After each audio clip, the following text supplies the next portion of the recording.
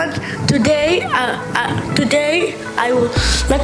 go on a thrilling adventure together as we talk about something mysterious and fascinating: black holes in space.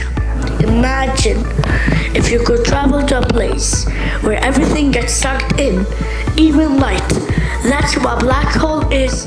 It's like a space vacuum cleaner. Now, you might be wondering how to find these invisible wonders. Well, scientists use special telescopes to spot them by looking at how they affect nearby stars and things around them. But why are black holes so cool? It's because they are like the superheroes of space, and they have superpowers like supergravity. If you get too close to a black hole, it's like being in a cosmic whirlpool. Everything gets pulled in. But don't worry, Earth is safe because our closest black hole is very, very far away. It's like having a super cool neighbor who lives down the cosmic street.